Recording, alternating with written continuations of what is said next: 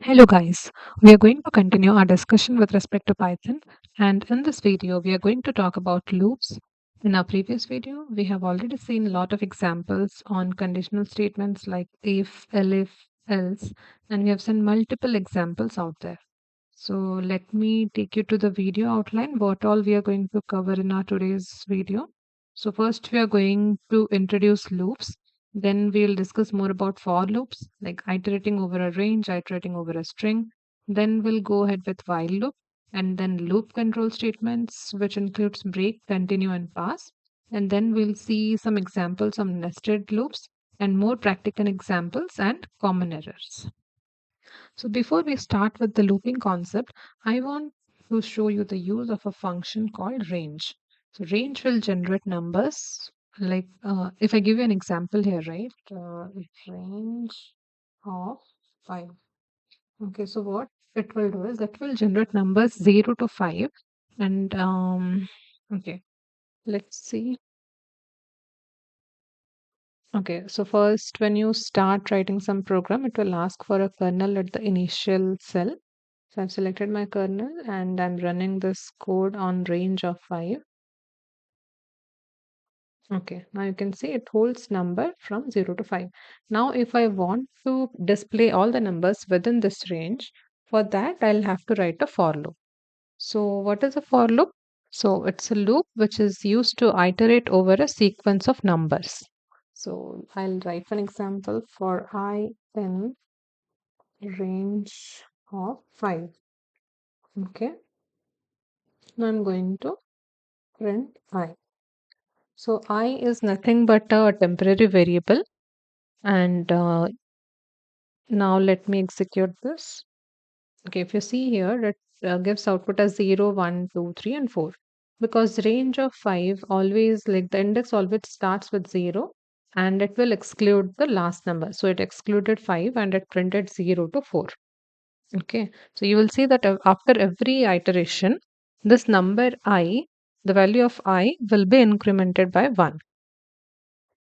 Now, if I want to start my iteration from 1, what I'll have to do is I'll write for I in range and I'll pass two parameters. One is the start parameter and one is the stop parameter. Okay. So my start parameter would be 1 and stop parameter would be 6. So I want to display numbers starting from 1 to 5. Now I'll write the print statement. I'll pass the value of I here.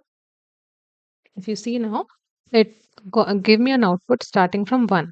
So this is what I am asking Python to not to start the index from 0, but the start parameter is 1 here. Okay. And because the ending parameter is 6, it will exclude 6. Instead, it will print up till 5. Okay. Now let us go to another example. I'll show you how we can pass a step parameter.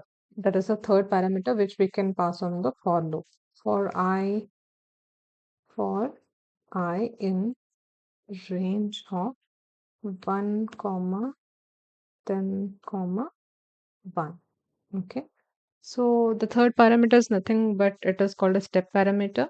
And by default, if we do not pass this third parameter, it will take the step as 1. So let me go ahead and show you how the output will be.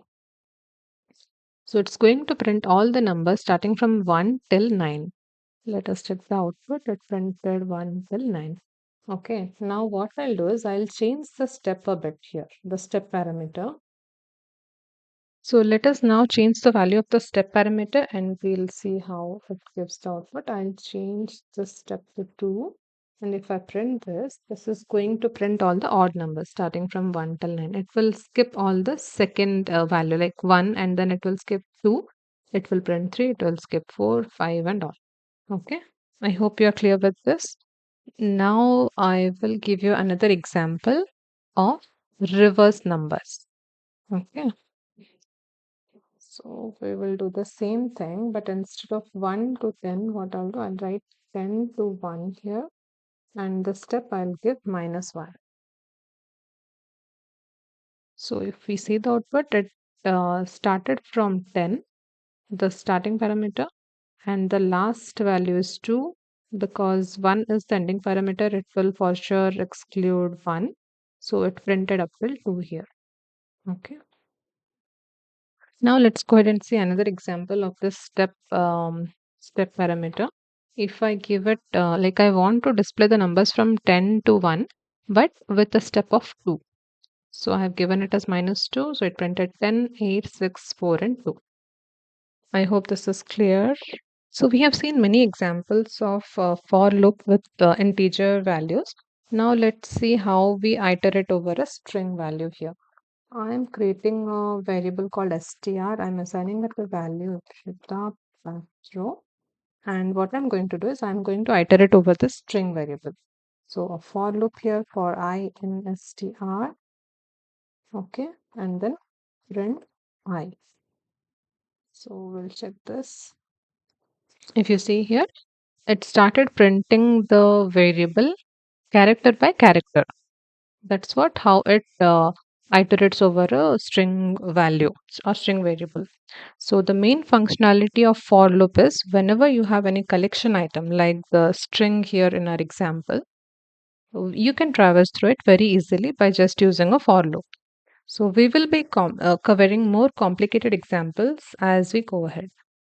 Now let's go to a new topic called while loop. So for loop we are clear. Now we will go to while loop. So the while loop continues to execute as long as a given condition is true. So let's see for an example here. I'm assigning a value of 0 to the variable count and I'm writing a while loop here. While count is less than 5, print count, and I'm incrementing the variable count to 1 every time. Count is equal to count plus 1. So let us run this and see the output. So if you see here, it's printing 0, 1, 2, 3, and 4. Okay, so first we assign the value of count to be 0. So it will check 0 is less than 5. If yes, it will print the count. Where if you see the output 0, this is the output of this print statement, first print statement. And then it is incrementing the value of count by 1. So 0 plus 1. So now count's value is 1. Again, it will check while 1 is less than equals to 5. So it will print, if yes, it will print 1 here. Again, count is incremented by 1. So it became 2 here. Next time it will check again for 2. 2 is less than 5. Yes, it will print 2. Similarly, it will come till 4. And when it prints 4, right? So count will again get incremented by 1. So 4 plus 1 is 5. But when it checks 5 is less than 5, which is false, it will exit the while loop here. Okay, it will not print 5 anymore. Now let us go ahead with another example of while loop. I'm creating another variable called count is equal to 0 and I'm writing a while loop here while count percentile 2 or modulus 2 is equal to 0 print count. Okay. So what it will do is it will check if the value of count modulus 2 is 0, then it will print the value of the count. So when we run this, you would be seeing it is printing infinite number of zeros here. Okay. So we are going to stop this. And what I'm going to do, now I'm going to see and increment the value of count here. Count is equal to count plus 1. Okay. So let me run this now. Now you see there is only 1 0 printed because first time the value of count is assigned to be 0. So 0 modulus 2 is 0, which is true. So it will print 0 here. Now it goes ahead and does 0 plus 1. Count is equal to count plus 1. So now the value of count is 1 and it will again come to the while loop to check the condition. So 1 percentile 2 is not equal to 0. So it will exit the loop. So only once 0 will get printed in this case. Okay. We have discussed about for loop, while loop, and now we'll go over to the next topic called loop control statements. So in loop control, we have three different types of control statements. One is break, one is continue, and one is pass. So we'll discuss about break first. Break statements. Okay. So the break statement exits the loop prematurely. Let me explain you with an example of break for I in range of 10. Okay. And I'm writing on if condition. If I double equals 5, then break. Okay. Else print I. Okay. So what it will do is, let me run this and show you. Okay. If you see here, I have given a for loop here with a range 10. So it will it will print all the values from 0 to 10. But when it sees this if condition, it checks for I is equal to 5. If the value of I is 5 here, it will exit the loop. It will come out of the complete loop. Okay, so that's what it shows here. It prints 0, 1, 2, 3, 4. But when I is equal to 5, break statement comes into picture and it comes out of the for loop. Okay. So this is what break is, and now we will see what continue is. Okay, continue. So I'll explain this continue statement with another example here. For I in range of 10, okay, if I percentile 2 is equal to 0, then continue, print I. So what continue statement does is it skips the current iteration and continues with the next statement or next iteration. Okay. So if I run this, if you see here, it prints 1, 3, 5, 7, 9. So first, when the value of I is 1, it will see I percentile 2 is equal to 0. This is not satisfied. So it will print I. Okay. But when value of I is 2, so 2 modulus 2 is 0. So this satisfies this condition. So continue, what it will do is instead of printing the value of 2 here, it will go to the next iteration. So the value of I is incremented to 3 and then it will execute with 3. Again, when it comes to 4, 4 modulus 2 is 0. That's why this continue statement will skip printing the value 4 here. Okay. I hope this is making sense and you are a bit confident about these looping statements now. Let us go to the next control statement, that is called pass. So the pass statement is a null operation and it does exactly nothing. So let me show you this also with an example. For I in range of 5, if I is equal to 3, then pass. And then print I. So I'll execute this to show you the output. If you see here, it's printing 0 to 5. So when value of I is 1, it starts from 0. When value of I is 0, it will print 0. It will come up till 4 because 5 is the stop parameter here. But if you see, whenever I is 3 and it executes this pass, right, it does nothing. It's just simply prints 3.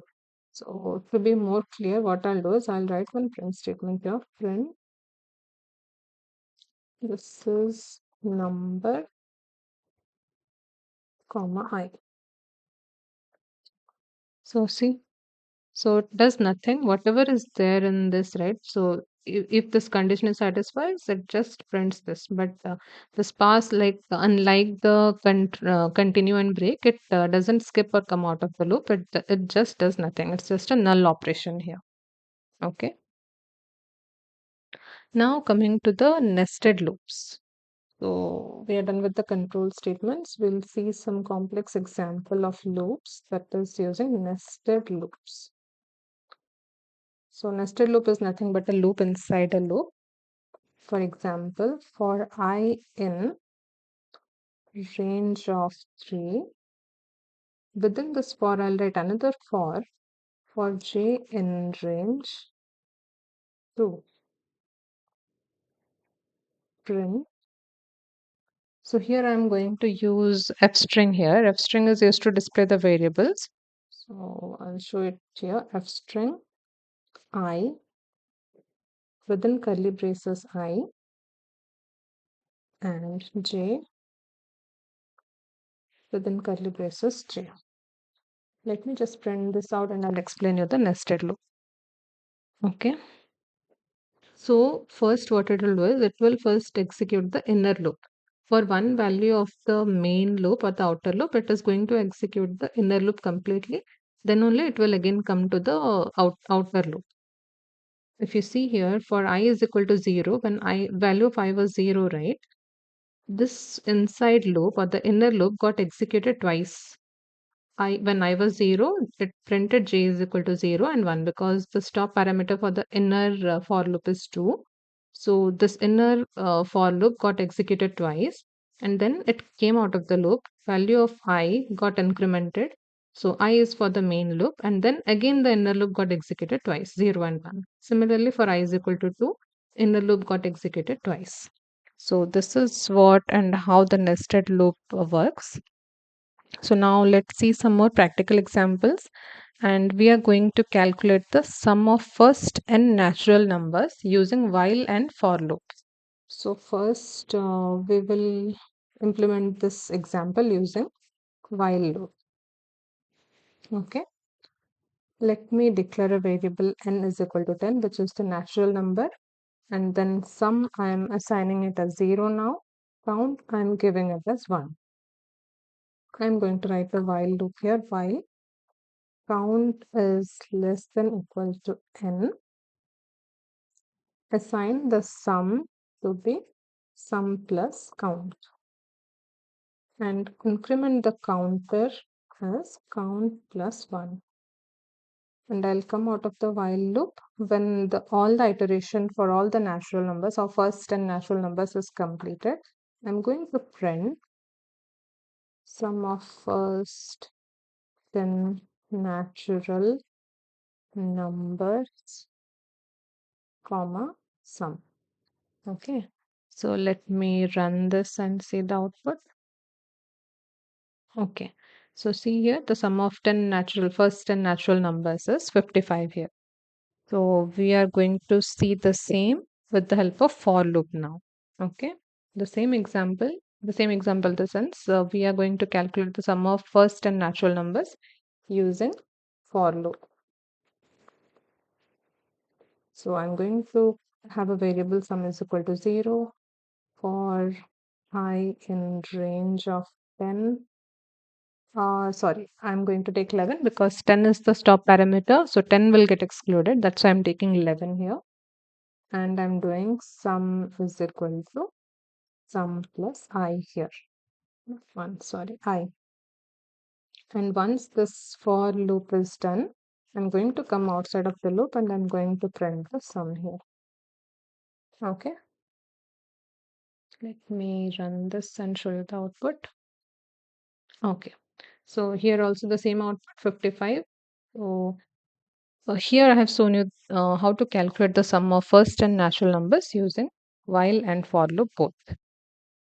Let me now show you one more example of prime numbers. So we are going to check out what are the prime numbers between 1 and 100. Prime numbers. Okay. So prime number is nothing but a number which is divisible by 1 or the number itself. So I would suggest please pause the video and try it yourself and then see the solution to it. For num n range of 1 comma 101 and for this range I'm going to check a condition like num is greater than 1. So this is the first condition that if a number is divisible by 1 or the number itself, then it's a prime number. So first condition is this one. So I'm excluding 1. I'm just taking the number starting from 2 here. For I in range of 2 comma num. Okay. Then sorry. If num percentage I double equals 0, So if this condition is true, then basically it means it's a prime number. If if the number divided by I is equal to 0, it's a prime number. And if it's a prime number, we are going to break this out. Okay. And I'm going to write one else here.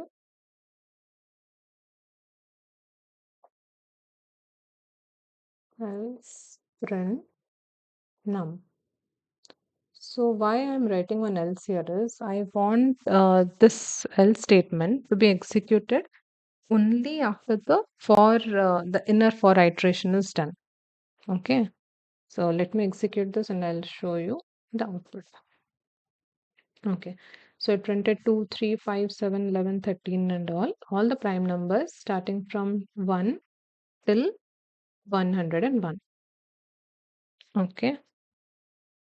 So just to summarize, loops are powerful constructs in Python that allow you to execute a block of code multiple times.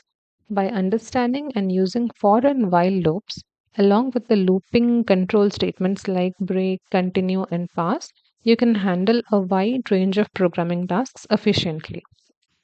So, we are going to start a new topic in our next video, that is data structures in Python. And this was it from my side. I'll see you all in my next video.